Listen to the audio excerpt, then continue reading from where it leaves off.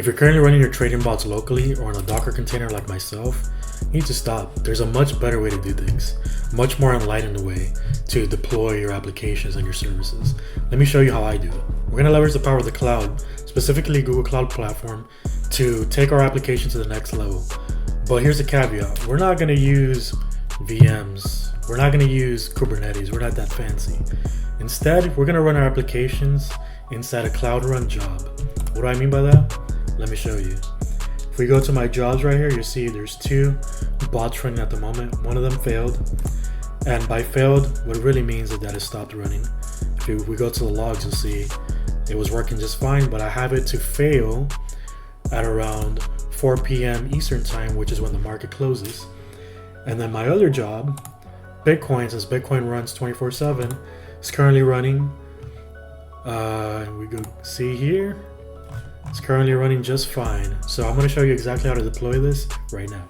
Now, one thing that I love about this silly strategy is that it's actually really cheap to do.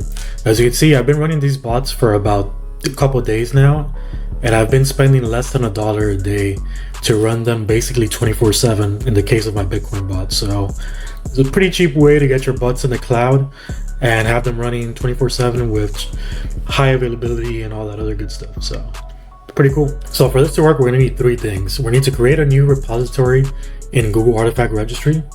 Then we need to build and push our Docker images to that repository that we just built. And finally, we got to create our Cloud Run jobs using the images that were pushed to the Google Artifact Registry. I'm going to show you how to do this all right now, starting with creating the Artifact Registry. So creating a new Google Artifact Registry repo is as simple as running a gcloud command. The command is as follows: gcloud artifacts repositories create, where this option is the name of the repo, the project where the repo will be created, format will be Docker, location will be the location of the host for the repo, so US Central 1 in my case, and description is optional, but I put it in there because I want to have a description. We run this, it should create a new Google Artifact Registry repo for us.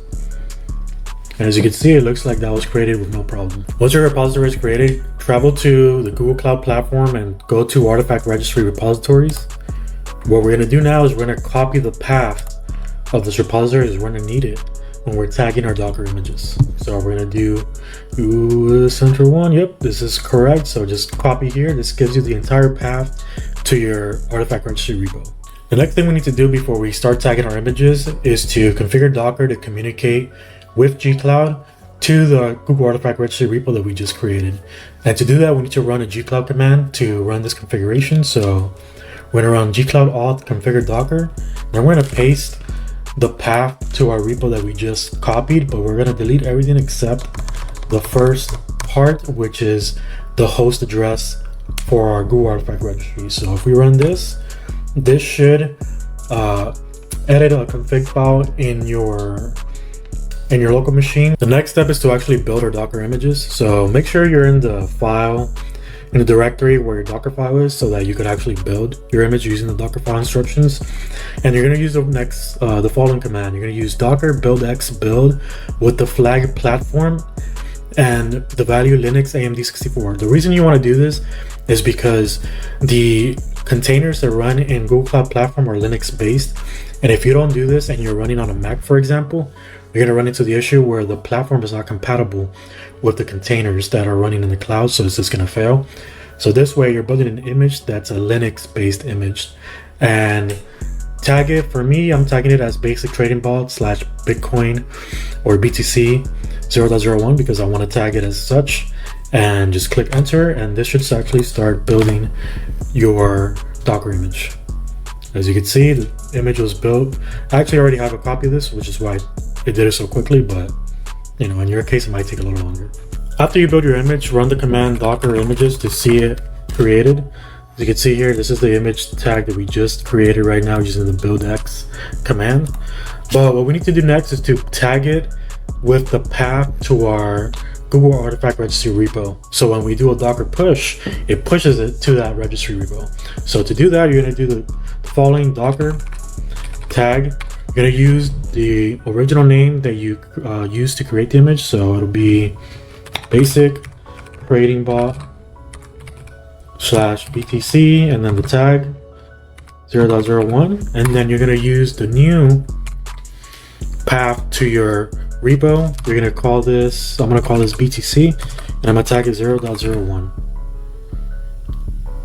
Do that. That'll create the new tag. We'll do Docker images again. You'll see it right here, test repo BTC. And then now you could do Docker push, copy this right here, copy with the proper tag value. And this should push up to our Google Artifact Registry repo in the cloud. Let's see. Now if we go back to Google Artifact Registry, we'll see that our image was pushed successfully and it was created 6 minutes ago, which we know is the image that we just pushed.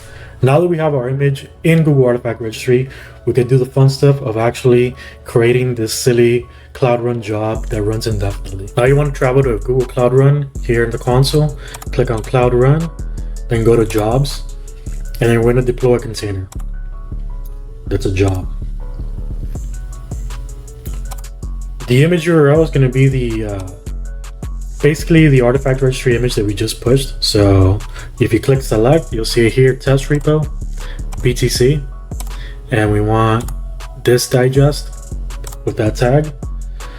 All right, job name, we're going to call this BTC tradingbot 1. It's going to run in US Central 1, and it's going to be one task. We're going to expand this. I'm going to click here, we're going to expand that. And we don't want this to time out in 10 minutes. We actually want this to time out in 24 hours. And you'll see why we want this to happen. And we're only going to allow it to fail once, which means after 24 hours, the task is going to fail and it's not going to run again. We can click create. Once your Cloud Run job is created, you want to go to the triggers tab and click on add scheduled trigger. This trigger is going to run every 24 hours based on the cron job frequency syntax that we designate here. The purpose of this is to re-trigger our task every 24 hours so that in essence our job, which contains our trading bot, runs every 24 hours. To do that, I'm going to set it to run at 7 p.m. from Sunday to Sunday, and we're going to make the time zone United States Eastern time zone, but you could put whatever time zone you want. It doesn't really matter since Bitcoin markets run 24/7. Do that, click create. Then once the trigger is created, we're going to go to view details, and this is going to take you to the cloud scheduler page. We just want to click there, and then you see our trigger was just created. It's going to run on this frequency, but we actually want it to run right now to see if it works. So we're going to force run it, and let's see if it was successfully triggering our Cloud Run job. Give it a second. Fresh. Looks like that was successful. Now if we go to Cloud Run, we'll see that our Bitcoin trading bot is currently running. If we click on the logs for our bot, you'll see that it's actually just running just fine as a Cloud Run job. And it's pretty silly because this is probably one of the worst ways to deploy a trading bot to the cloud. But I think it's interesting that you could actually just indefinitely run your trading bot as a Cloud Run job, and it only costs you less than 50 cents a day to run. So pretty interesting. You guys should check it out. I had a lot of fun doing this, but maybe you will as well.